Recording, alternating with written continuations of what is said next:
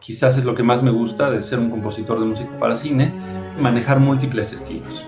Y pues es bien interesante porque, por un lado, tienes que tener el oficio de la composición, pero por otro lado, hay que entender que la película es el fin último y que cuando uno hace música para cine, uno en realidad hace cine. Históricamente es muy particular cómo la música de Beethoven infusiona una música eh, pues que acaba siendo como una referencia muy, muy de las pasiones y de las emociones humanas. Entonces, su universalidad hacen que la música de Beethoven haya cobrado un lugar particularmente interesante en la sincronía para cine.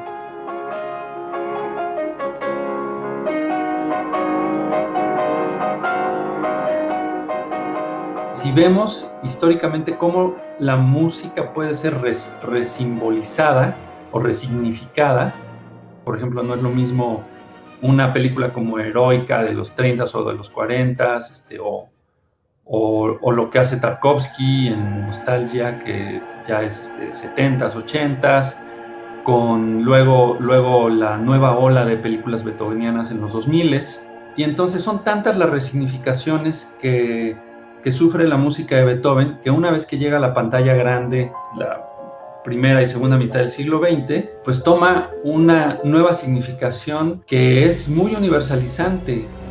Un poco las películas son una foto del mundo en donde la música de Beethoven acaba siendo como un estandarte de ciertos valores universales de este mundo.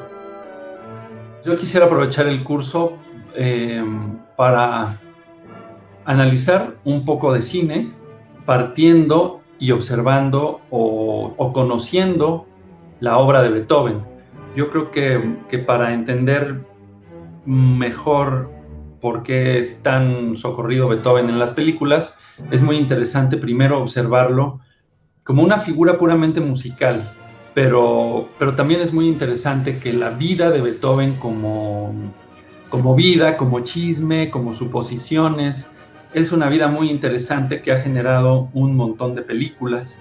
Y también un último objetivo del curso sí sería desmitificar un poquito la figura de Beethoven y que pues el Beethoven que acabemos conociendo sea más rico, sea más personal, sea más matizado, sea más profundo y se aleje un poco de esta exacerbación romanticoide que a veces la pantalla grande le otorga a Beethoven.